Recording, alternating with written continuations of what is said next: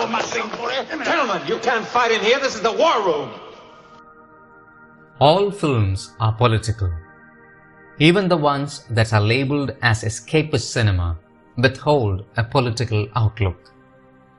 It can either contradict or embrace a given view of the world. There are movies that alter history to serve its own political purpose, and movies that sell an ideology and push the masses to accept the political status quo. However, I feel that political cinema, in the narrowest sense of the word, is all about speaking truth to power. True political cinema gives voice to the voiceless and makes the invisible visible. Such perceptive political works that shaped and preserved the spirit of rebellion and non-conformity were on the rise in the 1960s across the globe. It was the era when Godard said, "The problem is not to make political films, but to make films politically." And two major political films made during this era by European filmmakers were championed as the pinnacle of revolutionary filmmaking. Both the films walked us through the battleground of competing ideas about power and politics. In fact, Battle of Algiers and Z aren't relics of the past, but an enduring framework to scrutinize the politics of the present. Exclusionary politics is omnipresent in our globalized community.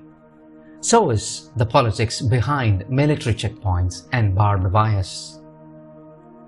And isn't Z a film of our time? A film that captures the death of democracy and burial of truth?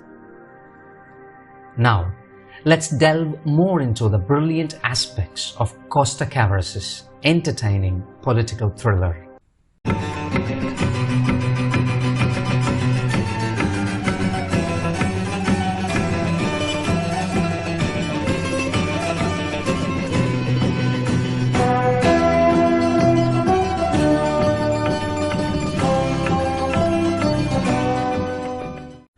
The political nature of Z is made clear in its mock disclaimer. The narrative was inspired by the real events in Greece, notably the political murder of Grigoris Lambrakis in 1963. It focuses on the investigation that follows the alleged accidental death of the charismatic politician. To bring a universality to the atmosphere and the events, director Costa-Gavras sets his story in a quasi-democratic, unnamed nation-state. Moreover, most of the characters are addressed by their titles rather than specific names. The deputy, the colonel, the general, the magistrate, the photojournalist, and so on. On the outset, Z seems to be a narrative about violence and chaos that arises out of ideological differences. But it was smartly set up as a showdown between the authoritarian political establishment and citizens who practice dissent in a democratic manner. It begins with members of a leftist political outfit butting heads with the bull-headed bureaucrats in order to find a hall for their peaceful gathering. The deputy, the opposition leader, is visiting the city to give a speech advocating nuclear disarmament. After many attempts to thwart the gathering, a small hall is eventually assigned. That creates logistical as well as security problems. The opposition members are also worried about the reports of a possible assassination attempt on the deputy and duly share it with the indifferent authorities. Pourquoi les idées que nous défendons provoquent-elles une telle violence? Gavras' fast-paced narration perfectly establishes the moral compass. On one side, there is sincere, diverse and determined individuals, whereas on the other side, there is a wide array of thugs including the uniformed and the decorated. As the time for the deputy's speech nears, a large crowd of conservative groups assemble and trigger unruly confrontations with the leftists and liberals. Baton-holding policemen are reduced to passive spectators. A tense, foreboding moment arises when the deputy is subjected to an unsettling act of violence before entering the hall. The deputy's speech isn't propagandistic, but simply appeals to our basic humanity and common sense. The calm speech, however, is juxtaposed with the unrestrained acts of violence, which leaves one of the opposition member grievously injured, and it also further confirms the hooligans' assassination plans. There is more irony in the filmmaker's use of parallel editing. The elites enjoy the performance of a Russian ballet group in a massive auditorium as the pacifist leader delivers his earnest speech in a cramped space. The deputy, after addressing his supporters, walks to the middle of the street. A speeding three-wheel delivery truck approaches him. A man at the back of the truck delivers a fatal blow with a club on the deputy's head. He collapses and dies 3 days later.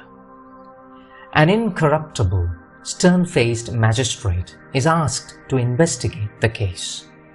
Hard evidence knocks out the official hit-and-run narrative. The magistrate's unyielding methods, investigative journalism, and clumsy cover-up efforts gradually unravel the political conspiracy. Justice is served. But Z doesn't end there. The 2-minute epilogue informs us that the seeds of change were uprooted by the authoritarian forces. Philosophy of movies is when you go to a movie, you don't go to listen a political speech. The movie is a show. You go there to have emotions, to like, to laugh, to love, to hate. What fascinates me about Z is its ability to deeply engage us through action, thrills, humor, and riveting music, while also delivering a timeless political message. The pace is relentless, and Costa-Gavras offers the right dramatic and aesthetic framework to study a historic reality. Most importantly, Z evokes righteous anger. Of course, from the works of Fritz Lang, Francisco Rosi to Spike Lee and Ken Loach, anger proves to be a pivotal tool in cinema to confront the powers that be. At the same time, in the events pertaining to Z, Costa-Gavras shows what can displace public outrage. It's either the single-minded pursuit of truth or by strengthening the checks and balances in the system. The stoic facade of the magistrate provides the perfect counterbalance to the tale's dramatic aspects. He, the unwavering man of integrity, keeps performing the revolutionary act of seeking truth at all costs. His sharp mind and sharp words cut down the stake of lies. In fact, words and phrases become recurring motifs in the narrative, which exposes the layers of deceit. C'est avec ces éléments sains, ces anticorps, que nous devons combattre et extirper toutes les maladies, celles de la vigne et celles de la société. Nous, les éléments sains de la société, les anticorps, enfin bref, on les a tabassés. Ces membres sont des citoyens honnêtes, les éléments sains de la société, si vous voulez, les anticorps, dans la lutte contre toute infection. Notre but... Z opens with a seemingly bland speech by the Minister of Agriculture on fighting mildew. And soon mildew becomes a metaphor for ideological infestation. The chief of military police uses similar metaphors to further advocate the need to indoctrinate the youngsters in order to keep them loyal to God and crown, instead of chasing after isms. The scene also introduces us to the tyrant's use of language to control the political narrative. Empty words from insincere people. There is a running joke involving one particular phrase. Et je vois un type courir et bondir dans le kamikaze comme un tigre. Souple et féroce comme un tigre. Les hommes n'ont pas pu arrêter le triporteur. Mais un type a sauté sur la plateforme arrière comme un tigre. Souple et agile comme un tigre. Incidentally, the repetition of that phrase makes us equate it with the investigating methods of the magistrate. And when the word incident is accidentally mentioned as murder, a paradigm shift occurs. Des incidents. Dites des incidents. Le matin de l'assassinat. Des incidents. L'assassinat n'est pas prouvé, dites le matin des incidents. C'est par hasard, bien sûr, que vous vous trouviez sur les lieux de l'assassinat. Pardon, monsieur. Oui. J'écris assassinat, monsieur le juge. Vous avez dit assassinat. Yeah, words matter a lot. Perhaps the only complaint people often exhibit regarding Z is the oversimplification of the bad. There is certainly some nuance in depicting the circumstances of working class people who are either coerced or seduced to do the bidding of extremist organizations. The bird-loving bully is an interesting character, but the others are archetypal villains. It does feel nice to laugh at these pompous figures, especially when they get humiliated towards the end. The despots, as usual, crave for the shortcut, but are ambushed by the media spotlight. However, there is a very problematic oversimplification.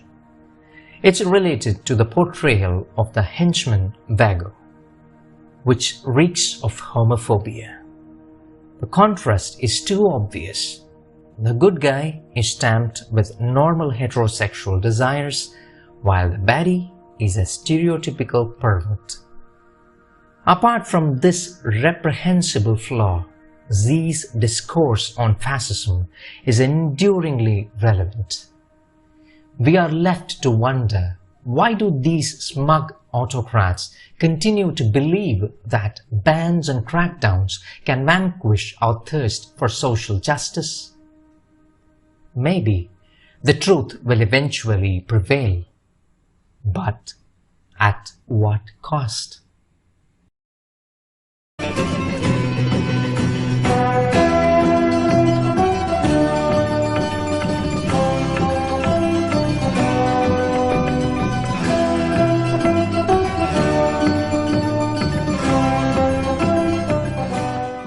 Toujours s'en prendre aux Américains, même quand on pense avoir tort. Eux savent qu'on a raison. Arrête.